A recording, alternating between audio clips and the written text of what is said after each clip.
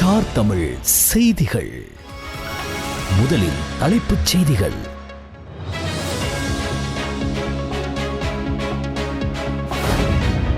ராஷ்டிரபதி பவனில் ஜனாதிபதி அனுரகுமார திசாநாயக்கவை உத்தியோகபூர்வமாக வரவேற்ற இந்திய ஜனாதிபதி மற்றும் பிரதமர்.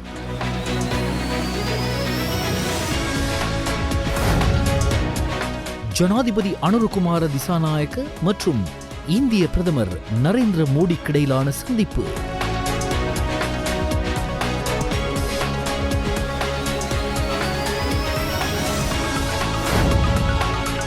இருதரப்பு பேச்சுவார்த்தையிலும் ஜனாதிபதி கலந்து கொண்டார்.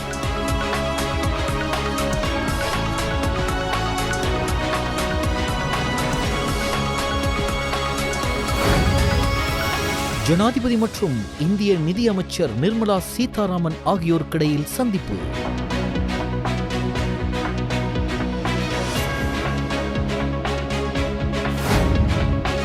பாராளுமன்ற உத்தியோகபூர்வ இணையதளத்தில் பொய்யான தரவுகள், சிஐடியில் முறைப்பாடு செய்த நீதி அமைச்சர்.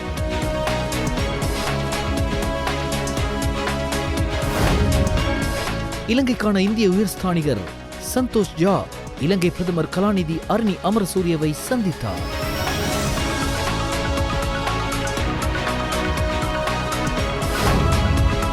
பொய்யால் தொடர்ந்தும் ஆட்சி நடத்தி வர முடியாது. அரசாங்கத்தின் உண்மை நிலை தற்போது வெளிப்பட்டுள்ளது. எதிர்க்கட்சித் தலைவர் சஜித் பிரேமதாச.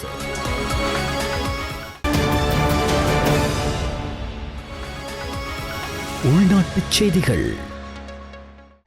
ஜனாதிபதி அனுரகுமார திசாநாயக்க பதவியேற்றுக் கொண்டதன் பின்னர் மேற்கொள்ளும் முதல் சுற்றுப்பயணமாக நேற்று பிற்பகல் நாட்டிலிருந்து இந்தியா புறப்பட்டு சென்றார். இந்திய ஜனாதிபதி திரௌபதி மர்முவின் அழைப்பின் பேரில் சுற்றுப்பயணம் மேற்கொள்ளும் ஜனாதிபதி அனுரகுமார திசாநாயக்க 17ஆம் தேதி வரையில் இந்தியாவில் தங்கியிருப்பார். இந்த சுற்றுப்பயணத்தின் போது இந்திய பிரதமர் நரேந்திர மோடியுடனான இருதரப்பு சந்திப்பில் முக்கிய விடயங்கள் குறித்தும் கலந்துரையாடப்பட உள்ளது. ஜனாதிபதி அனுரகுமார திசாநாயக்க, இந்தியாவின் துணை ஜனாதிபதி ஸ்ரீ ஜெகதீப் தன்கர், இந்திய வெளிவிவகார அமைச்சர் கலாநிதி எஸ் ஜெய்சங்கர், அதேபோன்று இந்திய சுகாதாரத்துறை அமைச்சர் ஜே.பி. நந்தா, இந்தியாவின் தேசிய பாதுகாப்பு ஆலோசகர் ஸ்ரீ அஜித் தோவல் உள்ளிட்ட ராஜதந்திரிகள் பலருடனும் கலந்துரையாட தீர்மானிக்கப்பட்டுள்ளது. இதேவேளை இந்தியாவுக்கு 3 நாள் உத்தியோகபூர்வ விஜயம் மேற்கொண்டிருக்கும் ஜனாதிபதி அனுரகுமார திசாநாயக்க தங்கியிருக்கும் புதுடில்லி ஐடிசி மௌர்யா ஹோட்டலுக்கு வருகை தந்த இந்திய நிதி மற்றும் நிறுவன அலுவலக அமைச்சர் நிர்மலா சீதாராமன், வெளிவிவகார அமைச்சர் கலாநிதி எஸ் ஜெய்சங்கர் மற்றும் இந்திய பாதுகாப்பு ஆலோசகர் ஸ்ரீ அஜித் தோவால் ஆகியோர் ஜனாதிபதியை சந்தித்து கலந்துரையாடினர். இலங்கை இந்திய பொருளாதார ஒத்துழைப்புகளை பலப்படுத்திக் கொள்ளல் மற்றும் இரு நாடுகளுக்கும் இடையிலான முதலீட்டு வாய்ப்புகளை விரிவுபடுத்திக் கொள்வது தொடர்பில் ஜனாதிபதி மற்றும் இந்திய நிதி நிறுவன அலுவலக அமைச்சர் நிர்மலா சீதாராமன் ஆகியோருக்கிடையில் சந்திப்பில் விரிவாக கலந்துரையாடப்பட்டது. அதே நேரம் இந்திய சுற்றுலா பயணிகள் இலங்கைக்கு அதிக அளவில் அழைத்து வருவது மற்றும் இலங்கையின் விவசாய நவீனமயமாக்கல், டிஜிட்டல் உட்கட்டமைப்பு வசதிகள் அபிவிருத்தி குறித்தும் கலந்துரையாடப்பட்டது. ஜனாதிபதி மற்றும் இந்திய வெளிவிவகார அமைச்சர் கலாநிதி எஸ் ஜெய்சங்கர் ஆகியோருக்கு இடையிலான சந்திப்பு சிநேகபூர்வமாக இடம்பெற்றதோடு இலங்கையின் பொருளாதார மறுமலர்ச்சிக்கு இந்தியாவின் மிகப்பெரிய சந்தையை பயன்படுத்திக் கொள்வது குறித்தும் இதன் போது கவனம் செலுத்தப்பட்டது.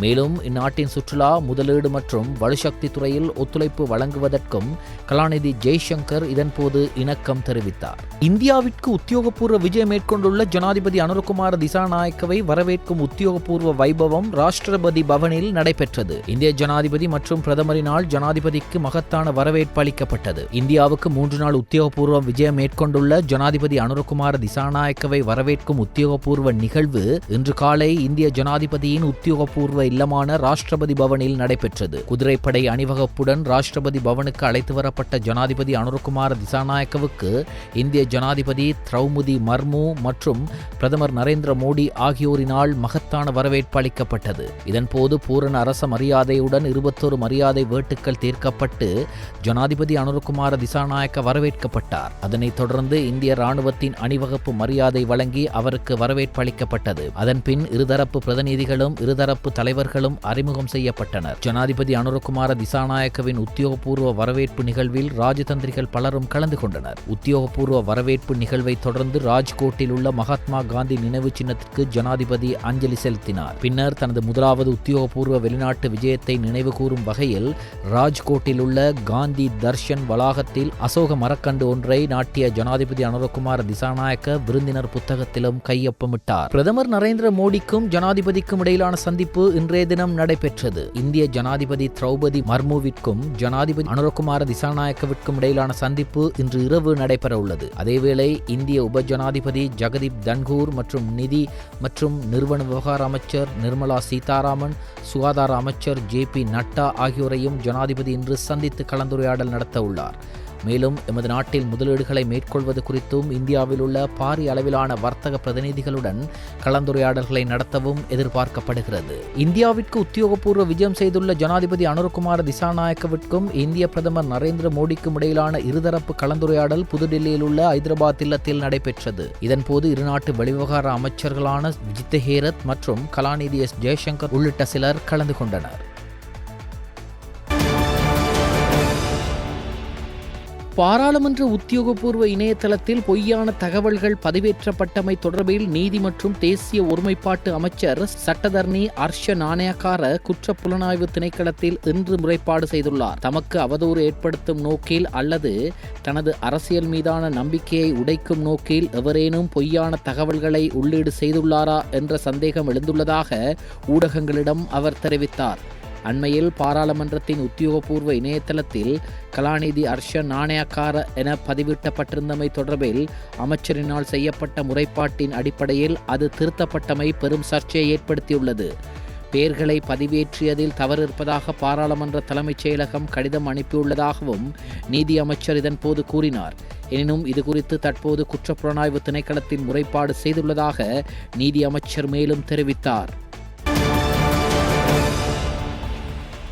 இந்திய உயர்ஸ்தானிகர் சந்தோஷ் ஜா மற்றும் பிரதமர் கலாநிதி அரினி அமரசூரியவுக்கு இடையிலான சந்திப்பொன்று இடம்பெற்றுள்ளது. தற்போது பல்வேறு அபிவிருத்தி நிலைகளில் உள்ள பல இருதரப்பு திட்டங்களின் முன்னேற்றம் குறித்து இந்த கலந்துரையாடலின் போது கவனம் செலுத்தப்பட்டது.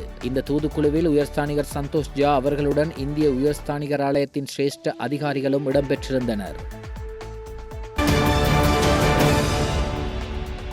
ஐக்கிய நாடுகளின் அகதிகளுக்கான உயர்ஸ்தானிகர் ஆலயத்தின் அகதிகளுக்கான உதவி உயர்ஸ்தானிகரும் ஐக்கிய நாடுகள் சபையின் உதவி செயலாளருமான திருமதி ருவேந்திரணி மெனிக்திவெல இலங்கை பிரதமர் கலாநிதி அரினி அமரசூரியவை அவரது அலுவலகத்தில் சந்தித்தார். இந்த சந்திப்பின் போது இலங்கையில் அகதிகள் தொடர்பான சவால்களை எதிர்கொள்வதில் UNHCRின் அர்ப்பணிப்பு மற்றும் கணிசமான பங்களிப்புகளுக்கு பிரதமர் தனது நன்றியை தெரிவித்தார்.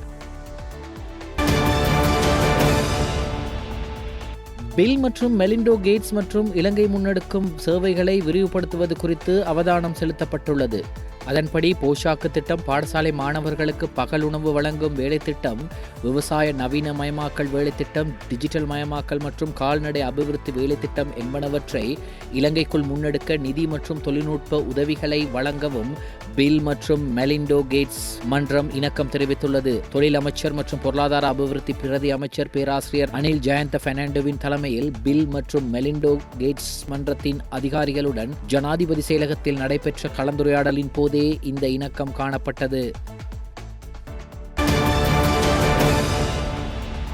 மின்சார கட்டண திருத்த யோசனைக்கான பொதுமக்களின் கருத்துக்களை பெறும் நடவடிக்கை நாளை முதல் ஆரம்பிக்கப்படும் என இலங்கை பொது பயன்பாடுகள் ஆணைக்குழு தெரிவித்துள்ளது. இதன்படி ஜனவரி மாதம் 8ஆம் தேதி வரை இந்த நடவடிக்கைகள் முன்னெடுக்கப்பட உள்ளன. இது தொடர்பான கருத்துக்களை இலங்கை பொது பயன்பாடுகள் ஆணைக்குழு 6வது தளம் இலங்கை வங்கி வர்த்தக கோபுரம் கொழும்பு 3 என்ற முகவரிக்கு அல்லது info@pucsl.gov.lk என்ற மின்னஞ்சல் ஊடாகவும் பொதுமக்கள் அனுப்பலாம். அத்துடன் 07642710330 என்ற வாட்ஸ்அப் எண்ணிலும் நீங்கள் கருத்துக்களையும் ஆலோசனைகளையும் சமர்ப்பிக்கலாம். பொது பயன்பாடுகள் ஆணைக்குழுவுக்கு வருகை தந்தோ அல்லது மாகாண மட்டத்தில் ஒதுக்கப்பட்ட இடங்களுக்கு சென்றோ கருத்துக்களை சமர்ப்பிக்க முடியும் என ஆணைக்குழு குறிப்பிட்டுள்ளது. புதிய வருடத்தில் முதல் 6 மாதங்களுக்கு மின் கட்டணத்தை திருத்தம் செய்யாமல் பராமரிக்க வேண்டும் என மின்சார சபை பரிந்துரைத்திருந்தது. இதன்படி குறித்த யோசனையை ஆணைக்குழுவால் மீளாய்வு செய்வதற்கு தீர்மானிக்கப்பட்டுள்ளதுடன் பொதுமக்களின் கருத்துக்களுக்காக முன்மொழிவு அடங்கிய வரைவு காட்சிப்படுத்தப்படும்.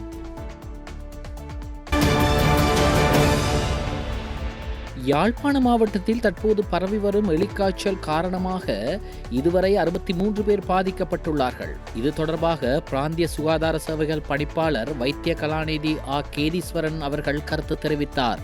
யாழ்ப்பாண மாவட்டத்தில் தற்போது பரவி வருகின்ற எலிக்காய்ச்சல் நோய் காரணமாக இதுவரை 63 நோயாளர்கள் பாதிக்கப்பட்டுள்ளனர்.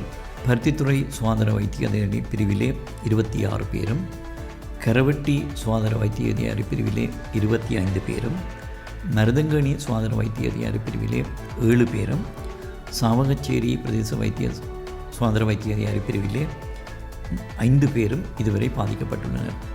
நேற்று புதிதாக 5 நோயாளர்கள் இனங்காணப்பட்டுள்ளனர்.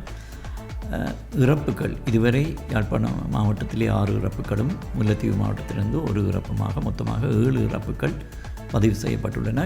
தற்போது நாங்கள் பொதுமக்களுக்கு அறிவித்திருந்தோம், காய்ச்சல் ஒரு நாள் காய்ச்சலாக இருந்தாலும் உடனடியாக அருகிலுள்ள வைத்தியசாலைக்கு செல்லுமாறு அறிவித்திருந்தோம்.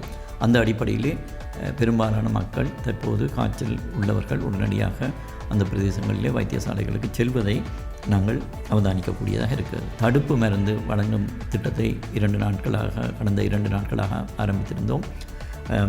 தற்போது இந்த விவசாயிகளுக்கு விவசாய திணைக்களத்தின் உதவியோடு கிராம மட்ட விவசாய அமைப்புகளின் மூலமாக தடுப்பு மருந்துகள் இன்றைக்கு 3வது நாளாக வழங்கப்பட்டு வருகின்றது.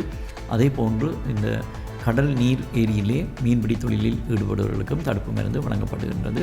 மேலும் அவர்கள் இந்த பிரதேசத்தில் இருக்கின்ற கால்நடைகள் மூலமாகத்தான் இந்த நோய் மக்களுக்கு பரவி இருக்கலாம். எனவே இந்த கால்நடைகளில் எந்தளவுக்கு இந்த நோய் தொற்றியுள்ளது என்பதை அறிவதற்காக நாங்கள் கால்நடை உற்பத்தி சுகாதார திணைக்களத்தின் உதவியோடு இந்த குறிப்பாக பருத்தித்துறை கரவட்டி பிரதேசங்களிலே உள்ள கால்நடைகளிலிருந்து குருதி மாதிரிகளை பெற்று அவற்றை கொழும்புக்கு அனுப்புவதற்கான ஏற்பாடுகளையும் நாங்கள் தற்போது செய்து கொண்டிருக்கின்றோம்.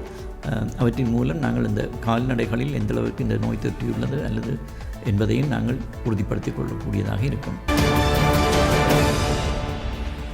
நாட்டில் ஏற்பட்டுள்ள அரசியல் மாற்றத்துடன் நாட்டை கட்டியெழுப்பும் விடயத்தில் எந்த வகையான வேலை திட்டம் மற்றும் எவ்வாறான ஆட்சி முறை முன்னெடுக்கப்படுகின்றது என்பது தொடர்பில் சகலரும் உன்னிப்பாக கவனித்து வருகின்றனர், தேடி வருகின்றனர். ஆனால் தற்போதைய ஆட்சியாளர்கள் சொன்னதையும் செய்வதையும் பார்க்கும்போது சொன்னதற்கும் செய்வதற்கும் இடையே பெரிய இடைவெளி காணப்படுகின்றது என்று எதிர்க்கட்சித் தலைவர் சஜித் பிரேமதாச தெரிவித்துள்ளார். பமுனுகம பிரதேசத்தில் நடைபெற்ற கூட்டம் ஒன்றில் கலந்து கொண்டு உரையாற்றும் போதே எதிர்க்கட்சித் தலைவர் இதனை தெரிவித்துள்ளார்.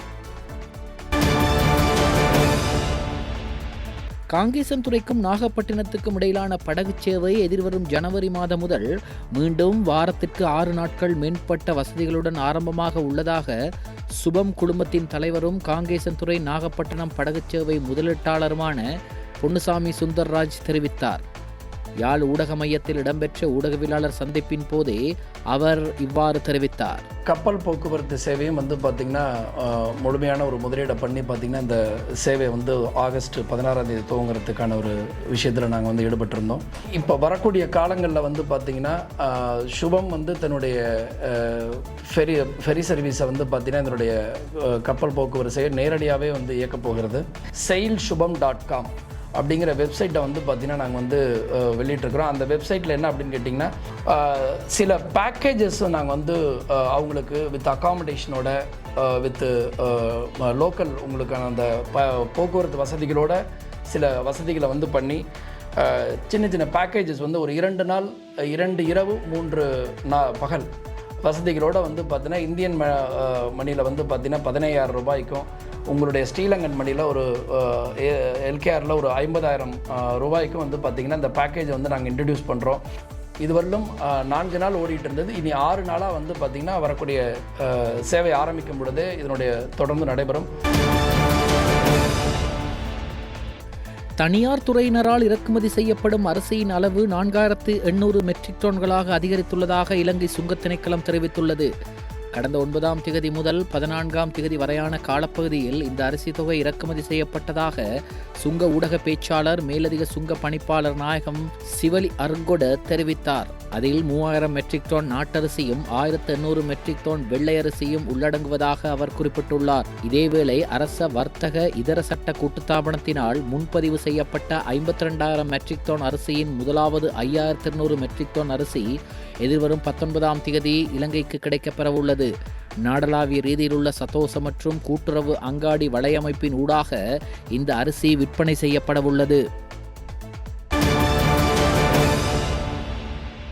இன்று காலை கண்டி வில்லியம் கோப்பல்லாவ மாவத்தை மீன் சந்தை முன்பாக கெட்டம்பே திசையிலிருந்து கண்டி நோக்கி சென்ற மோட்டார் சைக்கிள் ஒன்று வாகனத்துடன் மோதி விபத்துக்குள்ளானது.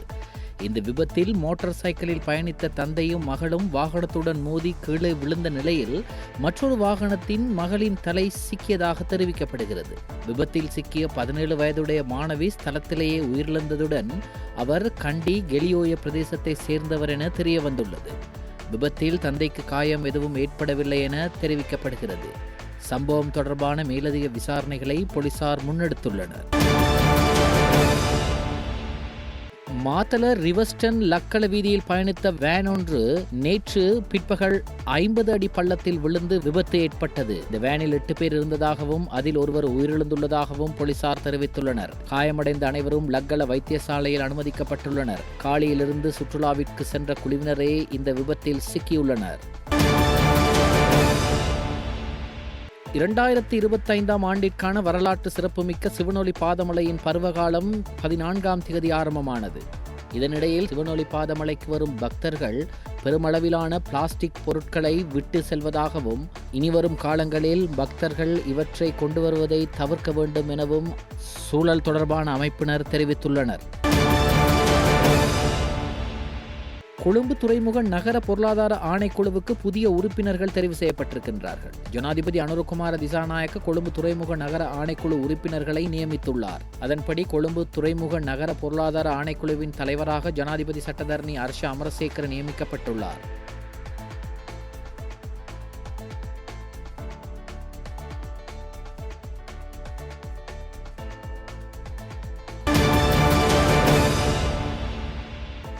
அடுத்த 24 மணி நேரத்தில் தென்கிழக்கு வங்கக்கடலில் குறைந்த காற்றழுத்த தாழ்வு பிரதேசம் உருவாக வாய்ப்புள்ளது. அது ஒரு நன்கு அமைந்த குறைந்த அழுத்த பிரதேசமாக விருத்தியடைந்து மேற்கு வடமேற்கு திசையில் நகரக்கூடிய சாத்தியம் காணப்படுகிறது. அடுத்த 2 நாட்களில் இலங்கையின் வடக்கு பகுதியை அண்டியதாக தமிழ்நாடு கரையை நோக்கி அது நகரக்கூடும் என எதிர்பார்க்கப்படுவதாக வளிமண்டலவியல் திணைக்களம் அறிவித்துள்ளது. பொதுமக்கள் குறிப்பாக வடக்கு மற்றும் கிழக்கு மாகாணங்களில் வசிப்பவர்கள் இவ்விடயம் தொடர்பாக வளிமண்டலவியல் திணைக்களத்தால் வழங்கப்படும் எதிர்கால ஆலோசனைகள் தொடர்பாக அவதானமாக இருக்குமாறு வேண்டிக் கொள்ளப்படுகிறார்கள். நாட்டின் பெரும்பாலான பகுதிகளில் வானம் மேகமூட்டத்துடன் காணப்படும். வடக்கு கிழக்கு வடமத்திய ஊவா மற்றும் வடமேல் மாகாணங்களிலும் மாத்தளை மற்றும் நுவரெலியா மாவட்டங்களிலும் அவ்வப்போது மழை அல்லது இடியுடன் கூடிய மழை பெய்யக்கூடும்.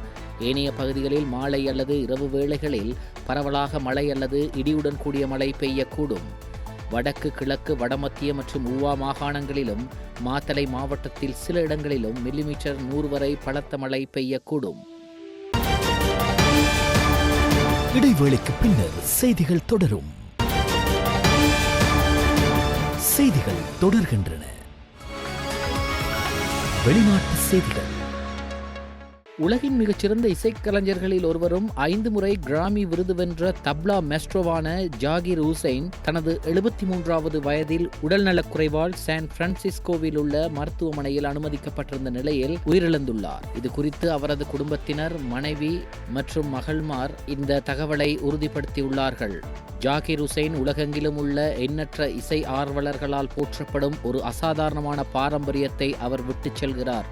இது தலைமுறைகளுக்கு எதிரொலிக்கும் வகையில் தாக்கத்தை ஏற்படுத்தியுள்ளது என்று பலர் தெரிவிக்கின்றனர். கலிபோர்னியாவில் 7.0 ரிக்டர் அளவில் நிலநடுக்கம் ஏற்பட்டுள்ளது. அமெரிக்க புவியியல் ஆய்வு மையம் கலிபோர்னியா மற்றும் ஒரிகானுக்கு முதலில் சுனாமி எச்சரிக்கை விடுத்தது. ஆனால் பின்னர் எச்சரிக்கையை ரத்து செய்தது. கலிபோர்னியா மாநில முதல்வர் பாதிக்கப்பட்ட பகுதிகளுக்கு கூடுதலான ஆதாரங்களை வழங்க அவசர நிலையை அறிவித்துள்ளார்.